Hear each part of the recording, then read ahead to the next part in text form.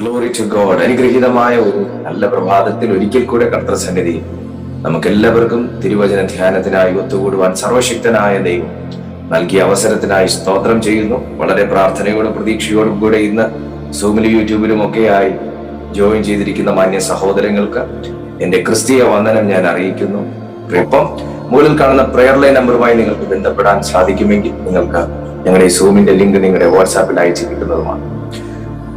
ദൈവത്തിന്റെ വചനത്തിന് നമ്മുടെ ലൈഫിൽ വലിയ മാറ്റങ്ങൾ വരുത്താൻ സാധിക്കുന്ന ഒന്നാണ്. ലോകത്തിൽ അവൻ അനേക വ്യക്തികൾ പുസ്തകങ്ങൾ എഴുതിയിട്ടുണ്ട്. ഒരു പുസ്തകങ്ങൾക്കും ഒരു മനുഷ്യന്റെ ജീവിതത്തിലും ഒരു ഒരു ഒരു പ്രത്യേക നിലവാരത്തിനപ്പുറം സ്വാധീനം ചെലുത്താൻ കഴിയാതിരിക്കുന്നു. ഏത് പണ്ഡിതനെയും ഏത് പാമരനെയും ഒരുപോലെ സ്പർശിക്കുന്നതാകുന്ന ദൈവത്തിന്റെ തിരുലിഖിതം അന്നും ഇന്നും എന്നും ലോകം മുഴുവനും സർക്കുലേറ്റ് ചെയ്തുകൊണ്ടിരിക്കുന്ന ദൈവത്തിന്റെ വചനം ഇന്ന് പലരെയും മാനസാന്തരത്തിന്റെ അനുഭവത്തിലേക്ക്, വിടുതലിന്റെ അനുഭവത്തിലേക്ക്, സുബോധത്തിന്റെ അനുഭവത്തിലേക്ക്, സത്യത്തിന്റെ അനുഭവത്തിലേക്ക് നയിച്ചുകൊണ്ടിരിക്കും. ഞാൻ മുന്നേ ഒരു മീറ്റിംഗിൽ പറഞ്ഞതുപോലെ നമ്മൾ ഒരു 10 കോപ്പി ദൈവവചനത്തിൻ്റെത് കത്തിച്ച് കളയുമ്പോൾ 10 ലക്ഷം കോപ്പിയായി അത് എവിടെ നിന്നറിയാതെ പുറത്തു വന്നുകൊണ്ടിരിക്കുകയാണ്. കാരണം ഈ ഭൂമിയിൽ ഓക്സിജൻ നിറഞ്ഞു നിൽക്കുന്നത് പോലെ തന്നെ ദൈവത്തിന്റെ വചനവും വചനത്തിന്റെ ശക്തിയും നിറഞ്ഞു നിൽക്കും. എത്ര പേർ ഈ ലോകത്തിലുള്ള സകല ബൈബിൾ കത്തിച്ചു കളഞ്ഞാലും കീറിക്കളഞ്ഞാലും ഞാൻ നിങ്ങളോട് പറയട്ടെ, അതിന്റെ പുതിയൊരു കോപ്പി എവിടുന്നെങ്കിലും ഈ ഭൂമിയിൽ പുറത്തു വരും. കാരണം ഈ ഭൂമി നിലനിൽക്കുന്നത് പോലും അവന്റെ വചനത്താൽ. ഈ ഭൂമി നിലനിൽക്കുന്നത് പോലും അവന്റെ വചനത്താൽ. സോ ഈ ഭൂമിയിൽ നിന്ന് ഒരിക്കലും ദൈവത്തിന്റെ വചനം ഒരു നിയമം കൊണ്ട് നിർമൂലമാക്കാനോ ഒരു വാശി കൊണ്ട് നിർമൂലമാക്കാനോ ഒന്നും സാധിക്കാത്തതാകുന്നത് കൊണ്ട് ഈ ഭൂമി പോലും നിലനിൽക്കുന്നത് അതിന്റെ അച്ചുതണ്ടിന്മേലാണെന്ന് പറയുമ്പോൾ ഈ അച്ചുതണ്ടിനെ തന്നെ നിലനിർത്തിയിരിക്കുന്നത് ദൈവത്തിന്റെ വചനത്താൽ ആകെ കൊണ്ട് ഈ ഭൂമിയിൽ നിന്ന് ദൈവവചനം നീക്കം ചെയ്യാൻ സാധിക്കുന്നത് എന്നതുപോലെ തന്നെ ഒരു മനുഷ്യന്റെ ജീവിതത്തിലും ദൈവവചനത്തെ നീക്കിക്കൊണ്ട് അവനെ നിലനിൽപ്പിൽ, ദൈവവചനത്തെ ഒഴിവാക്കിക്കൊണ്ട് അവനൊരു നിലനിൽപ്പിൽ.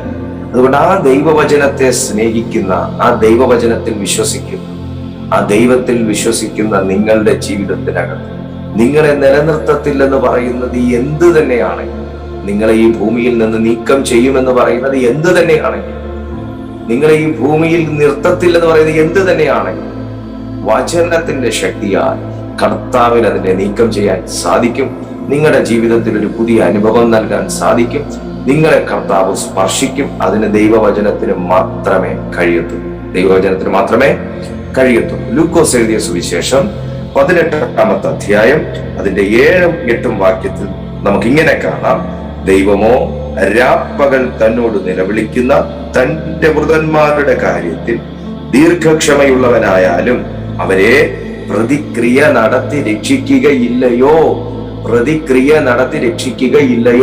നോക്കുക, ദൈവത്തിന്റെ പരിശുദ്ധാത്മാവ് പ്രാർത്ഥിക്കുന്ന ഒരു കൂട്ടം ജനത്തോട് ദൈവാത്മാവിൽ സംസാരിക്കുന്ന വാക്കാണ്. യേശുക്രിസ്തു തന്നെ പ്രാർത്ഥനയുടെ ഇമ്പോർട്ടൻസിനെ കുറിച്ച് ജനത്തെ പഠിപ്പിച്ചതിന് ശേഷം അതിനൊരു ഉപമയായി പറയുന്ന ഒരു കാര്യമാണ്. ഒരു ഉപമ നമുക്ക് 18-ാമത്തെ അധ്യായം തുടക്കത്തിൽ തന്നെ കാണാം. മടുത്തുപോകാതെ പ്രാർത്ഥിക്കേണ്ടതിന്റെ ആവശ്യകത എന്ന് പഠിപ്പിക്കുന്ന ഒരു വേദഭാഗം നമുക്ക് ലൂക്കോസിന്റെ സുവിശേഷം 18-ന്റെ തുടക്കത്തിൽ നമുക്ക് കാണാം. പ്രാർത്ഥിക്കുന്ന ഒരു വ്യക്തിയോട് ദൈവം മറുപടി കൊടുക്കുന്നത് എങ്ങനെയെന്നും, മറുപടി അല്പം വൈകിയാലും മറുപടി കൊടുക്കാത്ത ദൈവമല്ല എന്നും യേശുക്രിസ്തു വ്യക്തമാക്കുന്നത്, ഉപമകളിലൂടെ വ്യക്തമാക്കുന്നത് നമുക്ക് അവിടെ കാണാം. അപ്പോൾ തന്നെ കർത്താവ് അവിടെ വളരെ മർമ്മപ്രധാനമായ ഒരു സംഗതി പറഞ്ഞു വെക്കുന്നത് ഇതാണ്: ദൈവമോ രാപ്പകൽ തന്നോട് നിലവിളിക്കുന്ന തന്റെ വൃതന്മാരുടെ കാര്യത്തിൽ ദീർഘക്ഷമയുള്ളവനായാലും അവൻ ആ വിഷയങ്ങളുടെ മേൽ, ആ പ്രശ്നങ്ങളുടെ മേൽ, ആ പ്രാർത്ഥനയുടെ മേൽ പ്രതിക്രിയ നടത്തി രക്ഷിക്കുകയില്ലയോ? നോക്കുക, ഇതിന്റെ അർത്ഥം ഏതൊരു മനുഷ്യന്റെയും ലൈഫിൽ ഒരു പ്രശ്നങ്ങളില്ലാത്ത ആരാണ്? എല്ലാവർക്കും പ്രശ്നങ്ങളുണ്ട്. എന്നാൽ ഏതൊരു മനുഷ്യന്റെയും ലൈഫിൽ ഒരു പ്രശ്നം എന്ന് അവന്റെ അധരം കൊണ്ട് ഉച്ചരിക്കുന്നതിന്റെ പിന്നിൽ അവനെ നിലനിർത്താത്ത തരത്തിൽ അസഹ്യപ്പെടുത്തുന്ന ഒരാത്മാവുണ്ട് എന്നുള്ളതിന് തർക്കമില്ല. ഏത് പ്രശ്നങ്ങളും ആയിക്കോട്ടെ, കടലിലേക്ക് നോക്കിയാൽ തിരമാല ഇളകുന്നതിനും കടലിൽ കാറ്റടിക്കുന്നതിനും പടക് തകരുന്നതിനും പിന്നിലെല്ലാം ഓരോ ആത്മാക്കൾ ഉണ്ടായിരുന്നു. കടലിൽ തിര തള്ളിക്കേറുന്നതിനും കടലിൽ തിര തള്ളിക്കേറുന്നതിനും പടകിനെ മുക്കാൻ നോക്കുന്നതിനും ശിഷ്യന്മാരുടെയും കർത്താവിന്റെയും യാത്ര തടയാൻ ശ്രമിക്കുന്നതിനും അവരുടെ മുന്നോട്ടുള്ള ഗമനത്തെ തടയുന്നതിനും ഒക്കെ അവരുടെ ജീവൻ അപായപ്പെടുത്തുന്നതിന് പിന്നിലെല്ലാം പ്രശ്നങ്ങളായി കാണുന്നത് തിരമാലകളും കാറ്റുമാണെങ്കിലും അതിനെ ഇളക്കി വിട്ട ഒരു ലഗ്യോന്യ ശക്തിയെ നമുക്ക് ഗദരദേശത്തു നിന്ന് പുറപ്പെട്ടു വന്നതായിട്ട് കാണാനായിട്ട് സാധിക്കും. മർക്കോസിന്റെ സുവിശേഷവും മത്തായിയുടെ സുവിശേഷവും ഒക്കെ കണക്ട് ചെയ്ത് വായിക്കുകയാണെങ്കിൽ നമുക്കത് മനസ്സിലാക്കാനായിട്ട് സാധിക്കും. നമ്മുടെ കാഴ്ചയുടെ മുമ്പിൽ തിരമാല, നമ്മുടെ കാഴ്ചയുടെ മുമ്പിൽ കാറ്റ്, കാഴ്ചയുടെ മുമ്പിൽ പ്രതികൂലം എന്നൊക്കെയാണ് നാം പറയുന്നതെങ്കിലും ഇതിന്റെ പിന്നിൽ പ്രവർത്തിക്കുന്ന ഒരു ശക്തിയോടാണ് എപ്പോഴും കർത്താവ് ഇടപെട്ടുകൊണ്ടിരുന്നത്. ഇതിന്റെ പിന്നിൽ ഈ തിരയെ കടലിൽ നിന്ന് പൊക്കി പടകിലേക്ക് കൊണ്ടുവരുന്ന ശക്തിയുടെ പിന്നിലാണ്, അതിന്റെ ഉത്ഭവ കേന്ദ്രവുമായിട്ടായിരുന്നു എപ്പോഴും കർത്താവ് സംവദിച്ചിരുന്നത്. നോക്കുക, ഒന്നിനെയും കാറ്റെ അടങ്ങുക, കടലെ ശാന്തമാകുക എന്നൊക്കെ പറയുന്നു എങ്കിലും കർത്താവ് ഇടപെട്ടുകൊണ്ടിരുന്നത് ആ പ്രശ്നത്തിന്റെ വേരിനോടായിരുന്നു, തണ്ടിനോടായിരുന്നു, പ്രശ്നത്തിന്റെ വേരിനോടായിരുന്നു. അടങ്ങിയത് തിരമാലയല്ല, അതിനെ ഉയർത്തിയ ശക്തികളാണ്. അവരെ അസഹ്യപ്പെടുത്തിയ, അവരുടെ ജീവൻ അപായപ്പെടുത്താൻ ശ്രമിച്ച, അവരുടെ യാത്രയ്ക്ക് വിരോധമായി പ്രവർത്തിച്ച ദുർശക്തികളോടായിരുന്നു ദൈവത്തിന്റെ പരിശുദ്ധാത്മാവ് സംസാരിച്ചതും ദൈവത്തിന്റെ ആത്മാവ് ഇടപെട്ടതും.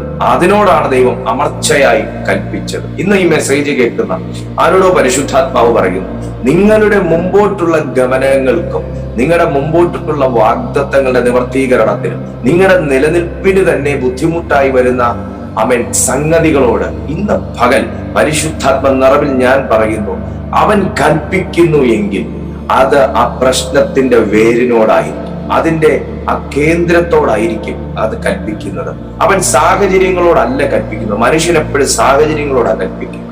പക്ഷെ ദൈവത്തിന്റെ ആത്മാവ് ഒരു വിഷയത്തെ ഹാൻഡിൽ ചെയ്യാൻ തുടങ്ങുന്നത് ആ സാഹചര്യത്തിന്റെ പിന്നിലെ കാരണക്കാരനോടാണ്. മനുഷ്യൻ എപ്പോഴും കൽപ്പിക്കുന്നത് യേശുവിന്റെ നാമത്തിൽ മാറിപ്പോന്ന് പറയുമ്പോ അവൻ ആ ഭൂതത്തോട് അവൻ കൽപ്പിക്കുമ്പോൾ, ഒരു ദുരാത്മാവ് ബാധിച്ച മനുഷ്യനോട് കൽപ്പിക്കുമ്പോൾ കർത്താവ് സംസാരിക്കുന്നത് ആ ഭൂതം വരാൻ ഇടയായ റൂട്ടിനോടാണ്. റൂട്ട് കട്ട് ചെയ്ത് വിട്ടാൽ പിന്നെ വേറെ വളർച്ചയില്ല.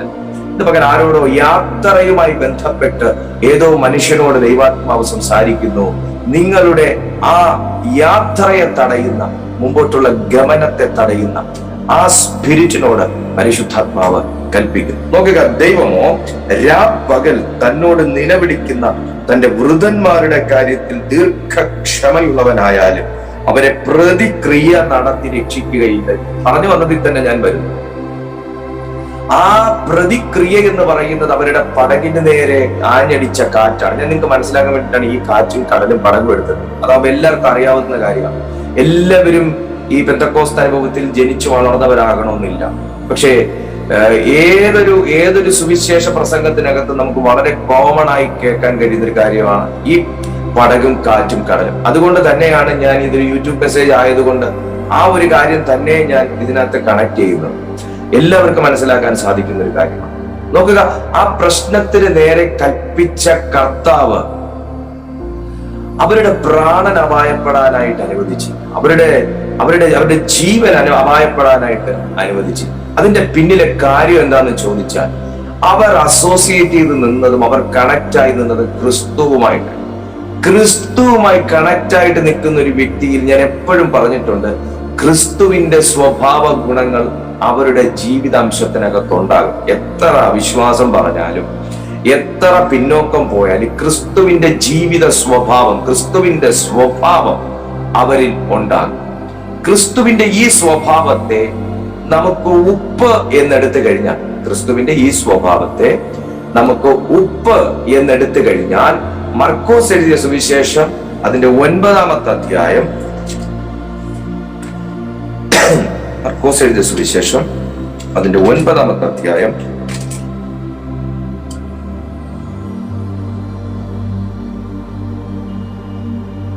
50-ാമത്തെ വാക്യം നമുക്കൊന്ന് വായിക്കാം. 50-ാമത്തെ വാക്യം, മർക്കോസ് എഴുതിയ സുവിശേഷം 9:50. ഉപ്പ് നല്ലതു തന്നെ, ഉപ്പ് കാരമില്ലാതെ പോയാൽ എന്തൊന്നിനാൽ അതിന് രസം വരും. നിങ്ങളിൽ തന്നെ ഉപ്പുള്ളവരും അന്യോന്യം സമാധാനമുള്ളവരും ആയിരിക്കും. നിങ്ങൾ തന്നെ ഉപ്പുള്ളവരും അന്യോന്യം സമാധാനമുള്ളവരുമായി. ഒരുപക്ഷെ സുവിശേഷങ്ങൾ വായിക്കുമ്പോൾ ഒരു മനുഷ്യനെ കൺഫ്യൂസ് ചെയ്യാൻ സാധ്യതയുള്ള ഒരു ഭാഗമാണ് ഈ ഉപ്പുമായി ബന്ധപ്പെട്ട ആ ഒരു ഭാഗം. കാരണം മനുഷ്യ ഉപ്പുകാരമില്ലാതെ പോയാൽ അതിന് എന്തൊന്നുകൊണ്ട് രസം വരുത്താം, നിങ്ങൾ ഭൂമിയുടെ ഉപ്പാകുന്നു, ഇങ്ങനെയൊക്കെ കർത്താവ് പറയുമ്പോൾ ഒരുപക്ഷെ നമുക്ക് മാനുഷിക ബുദ്ധിയിൽ ചിന്തിച്ചു കഴിഞ്ഞാൽ നമുക്ക് അതിനെ എത്രത്തോളം മനസ്സിലാക്കാൻ സാധിക്കുമെന്ന് അറിയത്തില്ല. പക്ഷെ വേദപുസ്തകത്തിൽ ഉപ്പിന് ഭയങ്കര പ്രാധാന്യമുള്ള ഒരു ഇൻഗ്രീഡിയന്റ് ആണ്. ഒരിക്കലും നമുക്ക് വേദപുസ്തകത്തിൽ നിന്ന് ഉപ്പിനെ മാറ്റി നിർത്തിക്കഴിഞ്ഞാൽ വേദപുസ്തകത്തിൽ നിന്ന് ക്രിസ്തുവിനെ മാറ്റി നിർത്തുന്നതിന് സമം തന്നെയാണ്. കാരണം ഉപ്പ് അത്ര ഇമ്പോർട്ടന്റ് ആണ്. വേദപുസ്തക അടിസ്ഥാനത്തിൽ ഉപ്പ് അത്ര ഇമ്പോർട്ടന്റ് ആണ്. വേദപുസ്തകത്തിൽ ഉപ്പ് അത്ര ഇമ്പോർട്ടന്റ് ആണ്. ഉപ്പ് ഈ ഭൂമിയിൽ അത്ര ഇമ്പോർട്ടന്റ് ആണ്. ഈ 3 കാര്യം ഞാൻ നിങ്ങൾക്ക് തെളിയിച്ചു. ഭൂമിയിൽ ഉപ്പ് അത്ര ഇമ്പോർട്ടന്റ് ആണെന്നുള്ള കാര്യം ഞാൻ നിങ്ങൾക്ക് ഇന്ന് തെളിയിച്ചു. ഒരു മനുഷ്യന്റെ നിലനിൽപ്പിന് ഉപ്പ് അവിഭാജ്യ ഘടകമാണെന്ന് പറഞ്ഞാൽ ഒരുപക്ഷെ നിങ്ങൾ എന്നോട് തർക്കിക്കാൻ സാധ്യതയുണ്ട്. കാരണം ഉപ്പൊഴിവാക്കിയും നമുക്ക് ഭക്ഷണം കഴിക്കാം എന്ന് നമുക്ക് പറയാനായിട്ട് സാധിക്കും. എന്നാൽ ഭക്ഷണത്തിലെ ഉപ്പിന്റെ കാര്യം മാത്രമല്ല ഇവിടെ ഞാൻ പറയാൻ ആഗ്രഹിക്കുന്നതും പ്രകൃതി പറയാൻ ആഗ്രഹിക്കുന്നതും വേദപുസ്തകം പറയാൻ ആഗ്രഹിക്കുന്നത്. നിങ്ങൾ ഭൂമിയുടെ ഉപ്പാകുന്നു എന്ന് പറഞ്ഞു കഴിഞ്ഞാൽ യേശുക്രിസ്തു വ്യക്തമായി തിരിച്ചറിഞ്ഞിട്ടാണ് ആ വാക്ക് പറഞ്ഞത്. നിങ്ങളാകുന്ന ഉപ്പാണ് ഈ ഭൂമിയുടെ നിലനിൽപ്പ് എന്ന് പറയും. അതായത് ഒന്നും കൂടെ ഞാൻ നിങ്ങൾക്ക് വ്യക്തമാകുന്ന രീതിയിൽ പറഞ്ഞു കഴിഞ്ഞാൽ ഈ ഭൂമിയുടെ നിലനിൽപ്പിന്റെ ആധാരം തന്നെ ഉപ്പാണ് എന്ന് നിങ്ങൾ സമ്മതിക്കേണ്ടി വരും, അല്ലെങ്കിൽ എനിക്ക് പറയേണ്ടി വരും, അല്ലെങ്കിൽ ശാസ്ത്രം അത് തെളിയിച്ചു കഴിഞ്ഞൊരു കാര്യമാണ്. അതായത് ഈ ഭൂമിയുടെ നിലനിൽപ്പിന്റെ അടിസ്ഥാനം തന്നെ ഉപ്പാണ്. കേവലം 10 രൂപയ്ക്ക് നമുക്കൊരു പാക്കറ്റിൽ കിട്ടുന്ന ഉപ്പിന് ഒരു ഭൂമിയെ നിലനിർത്താനുള്ള കഴിവുണ്ട് എന്ന് പറഞ്ഞു കഴിഞ്ഞാൽ ഒരുപക്ഷെ അതിനകത്തൊരു അതിശയോക്തി ഉണ്ടാകാം. എന്നാൽ വേദപുസ്തക പ്രകാരം പറയുന്നു, ഭൂമിക്ക് ഉപ്പിന് കാരമില്ലാതെ പോയാൽ അതിനെ ഒന്നുകൊണ്ടും രസം വരുത്താൻ കഴിയാത്തതുപോലെ ഭൂമിയിൽ നിന്ന് ഉപ്പിന്റെ അംശത്തെ നീക്കം ചെയ്ത് കളയുകയാണെങ്കിൽ അന്ന് തീരും മനുഷ്യന്റെ ആയുസ്സും മനുഷ്യന്റെ അവസാനം.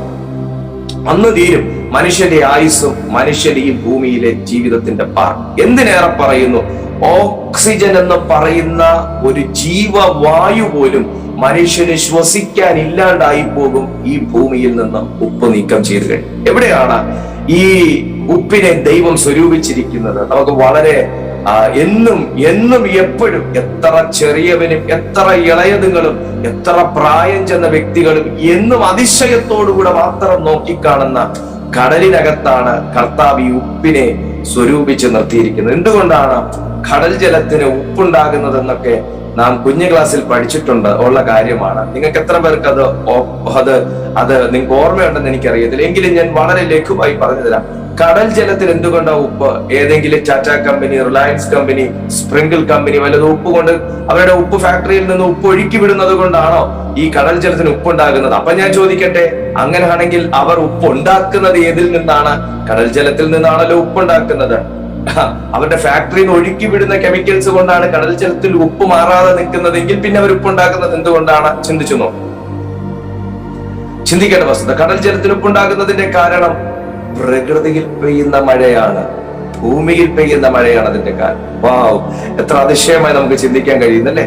ഭൂമിയിൽ പെയ്യുന്ന മഴയും ഭൂമിയിൽ നിൽക്കുന്ന പാറയുമാണ് കടലിനകത്ത് ഉപ്പ് ഉണ്ടാകാനുള്ളതിന്റെ കാരണം ഭൂമിയിൽ പെയ്യുന്ന മഴ നമ്മുടെ പാറകളുമായി പ്രതിപ്രവർത്തിച്ച് ഭൂമിയിൽ മഴവെള്ളത്തിൽ അടങ്ങിയിരിക്കുന്ന ആസിഡ് കണങ്ങൾ പാറയുമായി പ്രതിപ്രവർത്തിച്ച് ആൽക്കലൈൻ ഉണ്ടായി. ആ ആൽക്കലൈൻ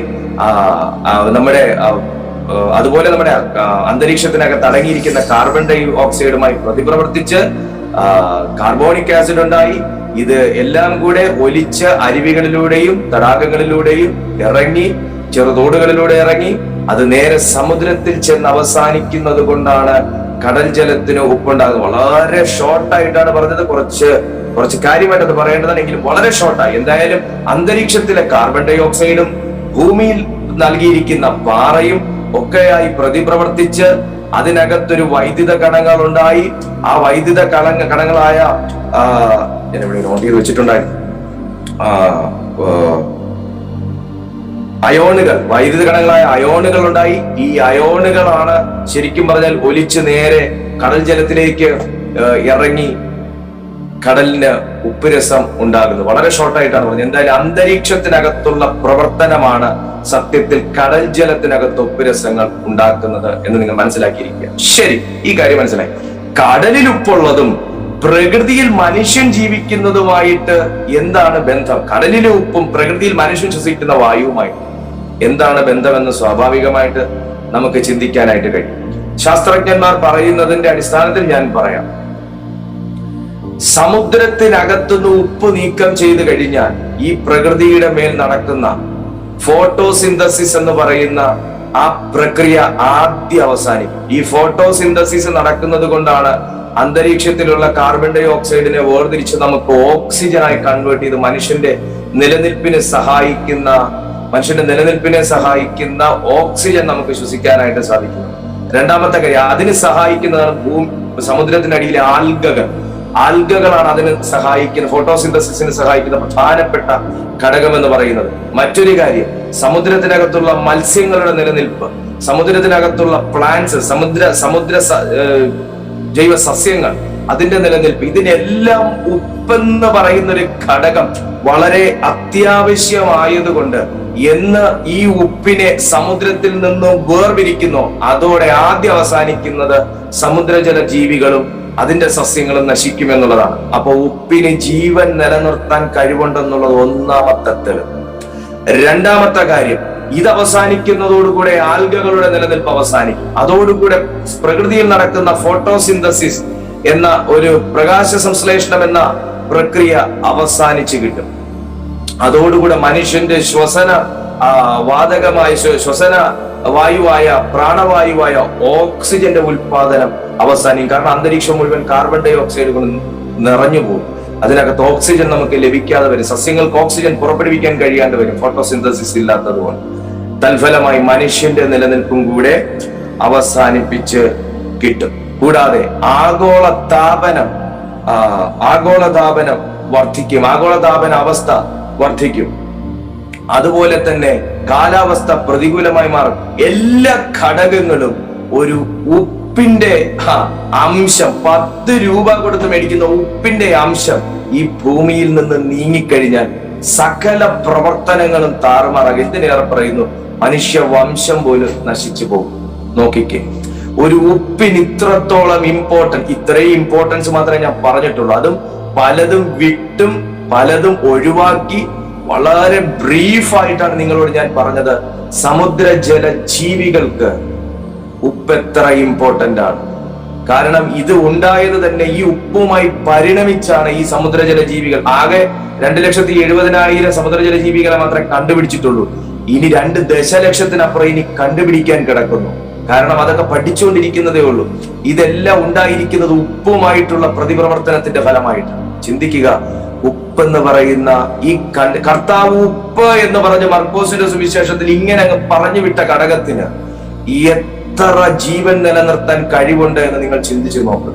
കർത്താവ് ഇത്രയും വലിയ കാര്യത്തെ ഇത്രയും ചെറിയ കാര്യമായി ദൈവം പറഞ്ഞെങ്കിൽ കർത്താവ് എത്രയോ വലുതായി പറഞ്ഞ കാര്യങ്ങളെ എത്രയോ വലുതായി നാം കാണേണ്ടത് അത്യാവശ്യമാണ്. പ്രിയപ്പെട്ടു, യേശുവിന്റെ വായിൽ നിന്ന് ഒന്നും വെറുതെ വന്നിരുന്നു, ഒരു ഉപമ പോലും വെറുതെ വന്നിരുന്നു,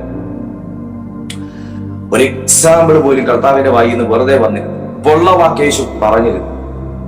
എങ്കിൽ നിങ്ങൾ മനസ്സിലാക്കുക, ഉപ്പെന്ന് പറയുന്നതിന് ഒരു ജീവൻ നിലനിർത്താൻ കഴിവുണ്ടെങ്കിൽ ഇനി ഈ ഉപ്പിന്റെ പ്രൊഡക്ഷൻ, ഉപ്പെന്ന അംശം കടലിലേക്ക് എത്തിക്കാൻ പുറമെ നടക്കുന്ന ചില സംഭവ വികാസങ്ങളാണ് അതിന് കാരണമായതെങ്കിൽ, ഒന്നുകൂടെ ഞാൻ പറയും, ഉപ്പെന്ന അംശം കടലിൽ ഉൽപ്പാദിപ്പിക്കുന്നതല്ല, അത് പുറത്തുൽപാദിപ്പിക്കുന്നതാണ്. പുറത്തുള്ള പല പ്രതിപ്രവർത്തനങ്ങളുടെ ഫലമായി ഒലിച്ചിറങ്ങുന്ന അയോണുകളാലും ആൽക്കലൈനുകളാലും ഉൽപ്പാദിപ്പിക്കപ്പെടുന്ന ഒന്നാണ് ഉപ്പെന്ന് പറയുന്നത്. അത് സംഭവിക്കുന്നത് ഭൂമിയിൽ നടക്കുന്ന ചില പ്രതിപ്രവർത്തനത്തിന്റെ ഫലമായിട്ടാണ്. അതിന് ജീവൻ നിലനിർത്താൻ ഇത്രയും കഴിവുണ്ടെങ്കിൽ നിങ്ങൾ ഭൂമിയുടെ ഉപ്പാകുന്നു എന്ന് പറയുമ്പോൾ, ഉപ്പ് കാരമില്ലാതെ പോകരുത് എന്ന് കർത്താവ് അവകാശപ്പെടുമ്പോൾ, നമ്മെ ഉപ്പുള്ളവനും ഉപ്പിന്റെ സ്വഭാവമുള്ളവനുമാക്കി തീർക്കുന്നു. അതായത് ഈ ഭൂമിയിലെ നമ്മുടെ മുമ്പിൽ കാണുന്ന പല സാഹചര്യങ്ങളും പലതുമായിട്ടുള്ള പ്രതിപ്രവർത്തനത്തിന്റെ ഫലമായി നമ്മിൽ തന്നെ രൂപാന്തരപ്പെട്ടു വരുന്നതുമാകുന്ന അംശമാണ് സത്യം പറഞ്ഞാൽ ഉപ്പ് എന്ന് പറയുന്നത്. ഇതുപോലെ പെയ്യുന്ന പേമായി, ഇതുപോലെ പാറയുമായിട്ടുള്ള പ്രതിപ്രവർത്തനം, ഇതുപോലെ അതിൽ നിന്ന് വേർപെട്ട് വരുന്ന പല ഘടകങ്ങൾ നമ്മെ ഉപ്പിന്റെ അംശമുള്ളവനാക്കി തീർക്കുന്നു. പാറ ക്രിസ്തു, ഈ കാണുന്ന പേമാരി മഴ. നോക്കുക, ഈ സാഹചര്യങ്ങൾ മുഴുവൻ, ഈ മഴയാകുന്ന സാഹചര്യങ്ങൾ മുഴുവൻ ഒരു ശരിക്കുള്ള ദൈവവിശ്വാസിയെ ക്രിസ്തുവിലേക്ക് അടുപ്പിക്കുന്നു എന്നുണ്ടെങ്കിൽ, ക്രിസ്തുവാകുന്ന പാറയിലേക്ക് അടുപ്പിക്കുന്നു എന്നുണ്ടെങ്കിൽ, ഈ സാഹചര്യമാകുന്ന മഴയും ക്രിസ്തുവാകുന്ന പാറയും തമ്മിലുള്ള പ്രതിപ്രവർത്തനത്തിൽ നിന്നും പുറപ്പെടുവിക്കുന്ന വൈദ്യുത കണങ്ങളായ അംശങ്ങൾ എന്നെ ഗുണമുള്ള ഉപ്പിന്റെ അനുഭവത്തിലേക്ക് എത്തിക്കുമെങ്കിൽ, ഇന്ന് നിങ്ങൾ അനുഭവിക്കുന്ന സാഹചര്യം നല്ലതാണ്, നിങ്ങൾ കടന്നുപോയിക്കൊണ്ടിരിക്കുന്ന പേമാരിയുടെ അനുഭവം നല്ലതാണ്, നിങ്ങളെ പാറയിലേക്ക് അടുപ്പിക്കുക. നിങ്ങൾ ഇന്ന് കടന്നുപോയിക്കൊണ്ടിരിക്കുന്ന ബുദ്ധിമുട്ടുകൾ നല്ലതാണ്, കാരണം ആ ക്രിസ്തുവാകുന്ന പാറയുമായി ഒരു പ്രതിപ്രവർത്തനം ഉണ്ടായെങ്കിൽ മാത്രമേ അംശം പുറത്തു വരികയുള്ളൂ. ഉപ്പിനെ വീട്ടിലെ അമ്മമാർ ഉപയോഗിക്കുന്ന മറ്റൊരു കാര്യമാണ് കറിക്ക് രുചി വരുത്താൻ.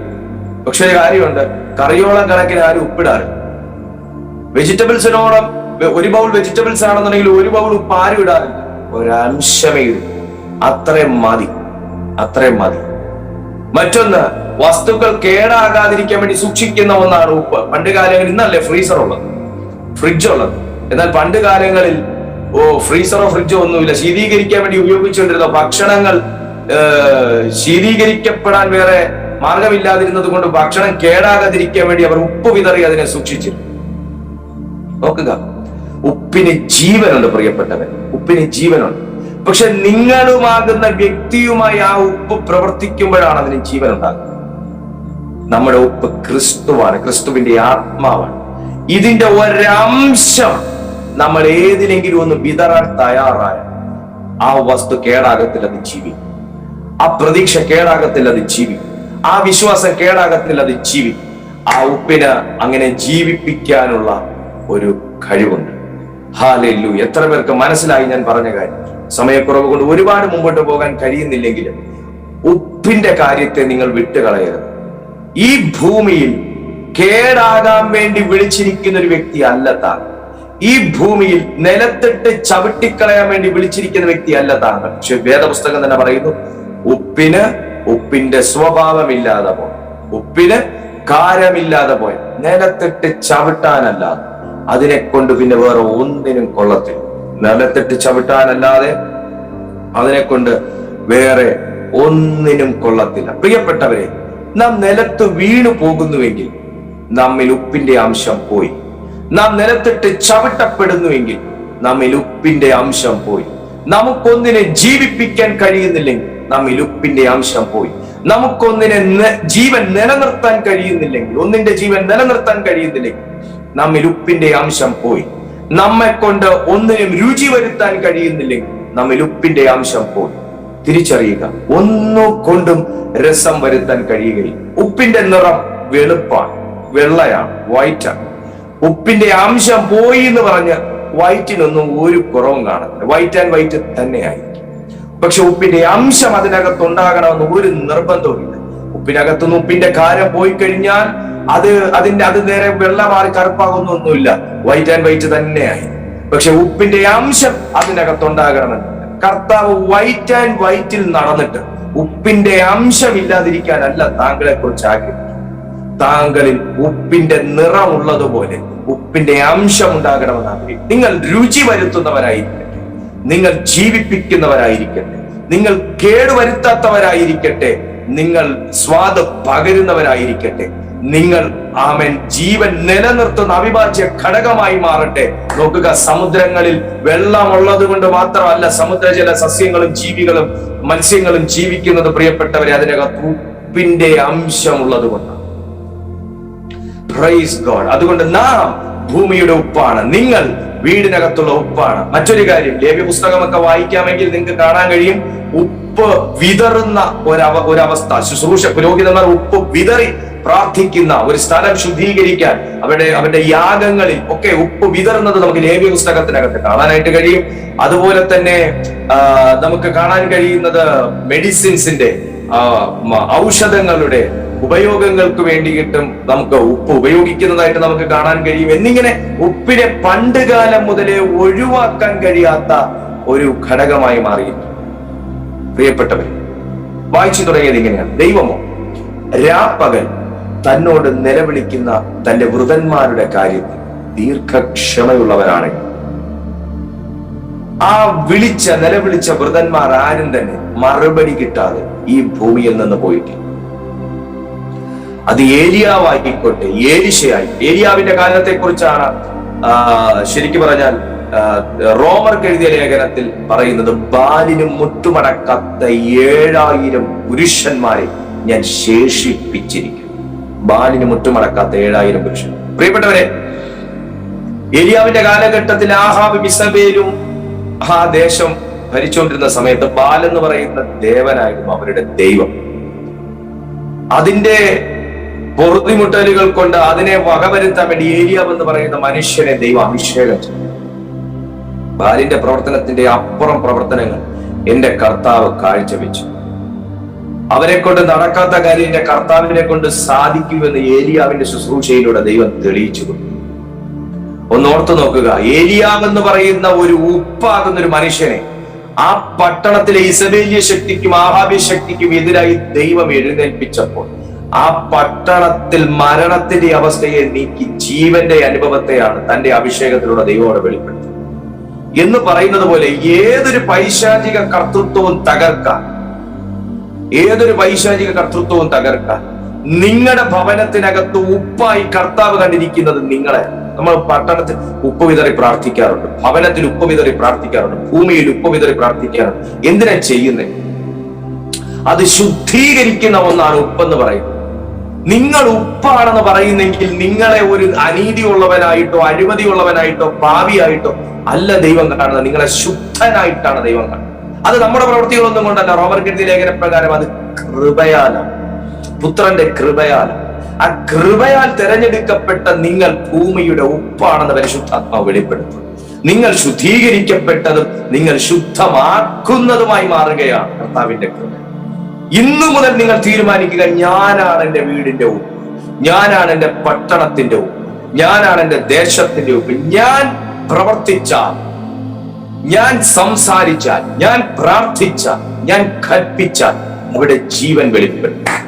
കാരണം ഉപ്പിന് ജീവിപ്പിക്കാനുള്ള ശക്തിയുണ്ട്. പ്രിയപ്പെട്ടവരെ, പക്ഷേ ഈ പ്രകൃതിയുടെ പുറത്ത് കാണുന്ന ഈ മഴയും ഈ ഇടിമുഴക്കവും ഈ കാറ്റും ഈ തോരാത്ത മഴയും മുഴുവനും വ്യക്തമാക്കുന്നത് ഈ പാറയെ പിളർക്കാനുള്ള, ഈ പാറയെ ഒന്ന് വികർഷിക്കാനുള്ള, ഈ പാറയെ ഒന്ന് ചോപ്പ് ചെയ്യാനുള്ള അവസരങ്ങളായി മാത്രമാണ്. ഈ പാറയൊന്ന് ചോപ്പാകാതിരുന്നെങ്കിൽ, പാറയൊന്ന് നുറുങ്ങാതിരുന്നെങ്കിൽ, ഈ പാറയൊന്ന് തകരാതിരുന്നെങ്കിൽ, ഈ പാറയൊന്ന് പൊട്ടാതിരുന്നെങ്കിൽ ഒരിക്കലും അതിനകത്ത് നിന്ന് ഒരു അസിഡിക് സ്വഭാവം ഈ മഴയും പാറയുമായി ഉണ്ടാകാതിരുന്നെങ്കിൽ ഒരിക്കലും ഈ പാറ തകരത്തില്ല, ഈ പാറ ക്രാക്കാകത്തില്ല, ഈ പാറയിൽ നിന്നും വൈദ്യുത കണങ്ങളായ അയോണുകൾ പുറപ്പെടത്തില്ല. സോ കംഫർട്ട് സോണിൽ ഇരുന്നു കൊണ്ട് ഒരിക്കലും താങ്കൾക്ക് പ്രയോജനപ്പെടാൻ കഴിയില്ല. ക്രിസ്തുവാകുന്ന പാറയുമായി നിങ്ങളൊന്ന് പ്രവർത്തിക്കാൻ തയ്യാറാകുമ്പോഴാണ്, സമ്പർക്കത്തിൽ ഏർപ്പെടാൻ തയ്യാറാകുമ്പോൾ അതിൽ നിന്നും അയോണുകൾ എന്ന കണ്ടന്റ് പുറപ്പെട്ടതുപോലെ പാറയുടെ കണ്ടന്റ് നിങ്ങളിലേക്ക് പുറപ്പെടണം. ഇതിന് ശേഷമേ ഉപ്പെന്ന് പറയുന്ന ഒരു കണ്ടന്റ് ആയി വരുന്നുള്ളൂ. കടലിൽ ചെല്ലുന്നതിന് ശേഷമേ ഉപ്പെന്ന് പറയുന്ന കണ്ടന്റ് ആയി വരും. അപ്പോ മാത്രമേ ഉപ്പിന്റെ സ്വഭാവം വെളിപ്പെടുത്താനായി കഴിയൂ. പ്രിയപ്പെട്ടവരെ, ഞാൻ അവസാനിപ്പിക്കട്ടെ. ഇന്ന് നിങ്ങളുടെ മുമ്പിലുള്ള സാഹചര്യങ്ങൾ ക്രിസ്തുവാകുന്ന പാറയിലേക്ക് നിങ്ങളെ അടുപ്പിക്കാൻ വേണ്ടിയിട്ടുള്ള ആ ക്രിസ്തുവാകുന്ന പാറ നുറുങ്ങിയത് കൊണ്ടാണ്, തകർന്നത് കൊണ്ടാണ് മനുഷ്യരാശിക്കുന്ന പാപമോചനവും ശാപമോചനവും ഒക്കെ അവകാശപ്പെടാൻ കഴിയും.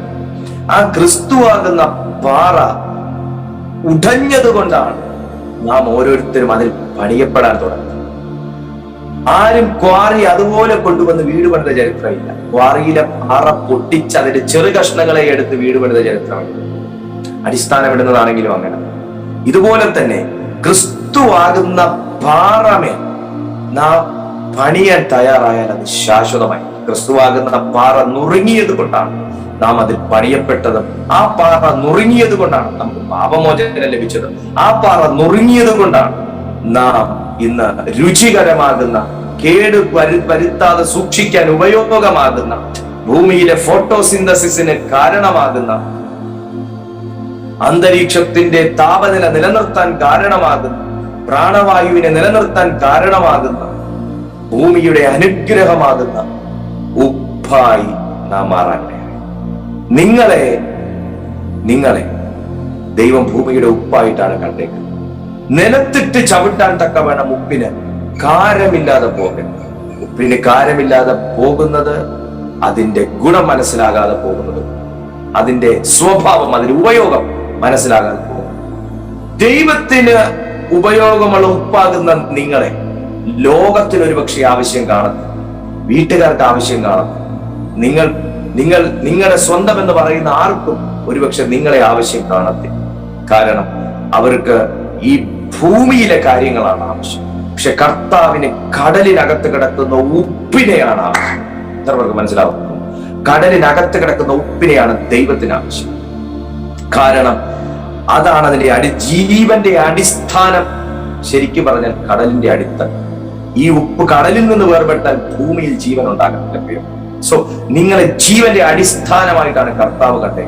വീടിന് വേണ്ടാത്ത നിങ്ങളെ, നാട്ടുകാർക്ക് വേണ്ടാത്ത നിങ്ങളെ, സ്വന്തക്കാർക്ക് വേണ്ടാത്ത നിങ്ങളെ കർത്താവ് വിളിക്കും. കാരണം നിങ്ങൾ അവന്റെ ഉപ്പാണ്.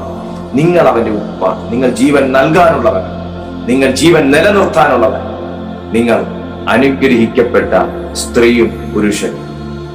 പ്രിയപ്പെട്ടവരെ, ഈ പാറയുമായുള്ള ബന്ധം എന്ന് മഴ അവസാനിപ്പിക്കുന്നു അന്ന് ഉപ്പിന്റെ അംശം നീക്കും. ഈ പാറയുമായുള്ള ബന്ധം എന്ന് മഴ അവസാനിപ്പിക്കുന്നു അന്ന് ഉപ്പിന്റെ അംശം നീക്കും. കടലിന് സ്വയമായി ഉപ്പുണ്ടാക്കാൻ കഴിയത്തില്ല. ഈ പാറയുമായുള്ള ബന്ധം എന്ന് മനുഷ്യൻ അവസാനിപ്പിക്കും അന്ന് അവനിലെ ഉപ്പിന്റെ സ്വഭാവ ഗുണങ്ങൾ തീരും. ഈ പാറയുമായിട്ടുള്ള ബന്ധം എന്ന് അവസാനിപ്പിക്കുന്നു അന്ന് ഉപ്പിന് ക്ഷാമം വരും. ഉപ്പിന് ക്ഷാമം. പ്രിയപ്പെട്ട ദൈവമക്കളെ, ദൈവം നമ്മെ വിളിച്ചിരിക്കുന്നു. വളരെ ഉന്നതമായ ഒരു വിളിയാണ്. നാം പ്രാർത്ഥിക്കുന്നവരും നാം ദൈവസന്നിധിയിൽ ഉപവസിക്കുന്നവരും ഒക്കെയാണ്. പക്ഷെ അവന്റെ വൃതന്മാരുടെ കാര്യത്തിൽ ദീർഘക്ഷമ കർത്താവ് കരുതിയാലും അവരുടെ ആവശ്യങ്ങൾക്ക്, അവരുടെ അവസ്ഥകൾക്ക് പ്രതിക്രിയ നടത്തി രക്ഷിക്കാത്ത ഒരു ദൈവമല്ല. കാരണം അവൻ സകലത്തെയും നന്നായി അറിയുന്നു. സകലത്തെയും നന്നായി അറിയുന്നു. താങ്കളെയും താങ്കളുടെ പ്രിയപ്പെട്ടവരുടെയും താങ്കളുടെ പ്രാർത്ഥനകളെയും ആവശ്യങ്ങളെയും യേശു നന്നായി അറിയും. അവിടെ നിന്ന് നിങ്ങളെ ഭൂമിയുടെ ഉപ്പായി കണ്ടില്ല. ഒരിക്കലും നിങ്ങളെ വിളിച്ച വിളിയിൽ നിന്ന് തെറ്റി നിങ്ങൾ പിന്മാറിപ്പോകരുത്. കർത്താവ് നിങ്ങളെ വിലയേറിയവനും മാന്യനുമായി കണ്ടില്ല. നിങ്ങൾ അമ്മയുടെ ഉദരത്തിൽ ഉരുവാകുന്നതിന് മുന്നേ കർത്താവ് നിങ്ങളെ കണ്ടു, സൂക്ഷിച്ചു. സോ ദൈവത്തിന്റെ കൃപയിൽ നിലനിൽക്കുക. ക്രിസ്തുവാകുന്ന പാറയിൽ ഉറക്കി. ദൈവം നിങ്ങളെ എവരെയും സമർത്ഥമായി അനുഗ്രഹിക്കട്ടെ. അടുത്തൊരു ദിവസം തീവ്ര സന്ദേശവുമായി കാണുന്നതുവരെ തന്റെ ചിറകിന്റെ കീഴിൽ കർത്താവ് നിങ്ങളെ സൂക്ഷിക്കട്ടെ. I bless you in Jesus' almighty name. Amen.